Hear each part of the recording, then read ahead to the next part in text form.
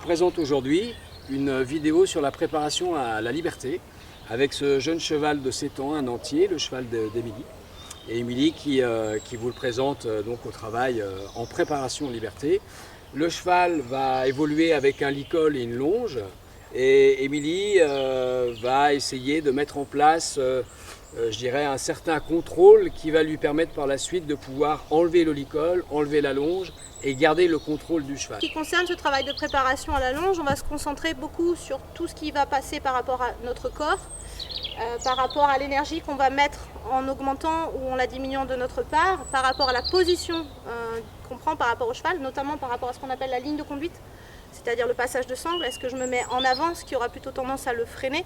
Est-ce que je me mets en arrière, ce qui va plutôt avoir tendance à mettre plus d'énergie? On va également travailler en termes de distance, grâce aux transitions quand il est loin, plutôt montante, plutôt transition descendante quand il est proche, de manière à ce qu'il ait envie d'être proche de nous.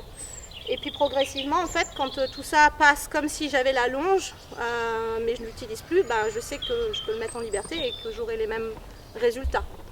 Dans la préparation en liberté, en fait, avec le licol et la longe, on va surtout s'attarder au départ sur tout ce qui est contrôle de pied.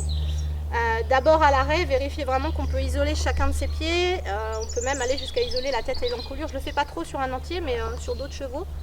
Et après, on va vérifier ce contrôle des pieds dans le mouvement, ce qui va nous permettre notamment de vraiment enlever la notion de fuite et de s'assurer que le cheval est juste dans l'impulsion et pas dans une fuite exagérée. Point important dans la préparation en fait, à la liberté, ça va être notamment dans le contrôle des pieds, le fait de penser assez rapidement à chercher des attitudes justes chez le cheval.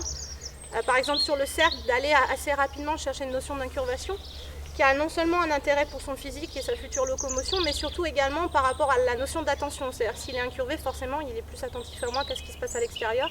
Donc c'est un double bonus, j'allais dire. Et ça, assez rapidement, on va essayer de mettre l'accent là-dessus, en passant forcément par la longe et par un contrôle de pied. On va le pousser un petit peu latéralement, notamment au niveau des hanches, voire au niveau des hanches et des épaules. Et après, on va récompenser tout de suite cette attitude d'incurvation qui, pour le coup, va pas être forcément simple à trouver au départ en liberté, par le fait d'arrêter notre demande à ce moment-là, soit par un ramené, soit par le fait justement de désengager. Ce travail de préparation de liberté est bien entendu faisable avec tous les chevaux.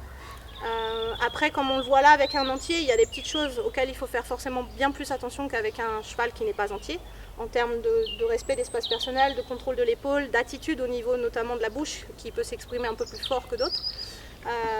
Mais que ce soit un cheval de n'importe quelle race et de n'importe quel âge, c'est quelque chose qu'on peut mettre en place sans problème. Assez rapidement même, je dirais, dès le débourrage, c'est encore mieux. Alors, il peut y avoir certains freins à la liberté, dans le sens où certaines personnes peuvent avoir peur que le cheval se blesse, par exemple. Ça, j'allais dire, si le cheval est échauffé et si c'est quelque chose qu'on a préalablement préparé en longe, le risque de blessure, il est bien entendu diminué. On n'est pas à l'abri, mais normalement, j'allais dire, on a quand même mis toutes les chances de notre côté. Il peut y avoir un frein également si on manque de formation sur le sujet, auquel cas, très vite, le jeu peut s'inverser. Et se retrouver avec un cheval qui joue avec nous en liberté, c'est pas drôle. Et en fait, on s'attache surtout au côté psychologique du cheval, à contrôler ses pieds pour capter son attention, contrôler son énergie pour éviter qu'il soit dans la fuite. Donc on met tout ça en place à l'aide du licol et de la longe, mais en essayant de surtout pas toucher à la longe. Et quand on se rend compte qu'on commence à avoir pas mal de choses qui passent sans longe, les transitions, les menées, le fait de le ramener vers nous, et bien à ce moment-là, on va commencer à tester les choses en lâchant le cheval vraiment en liberté.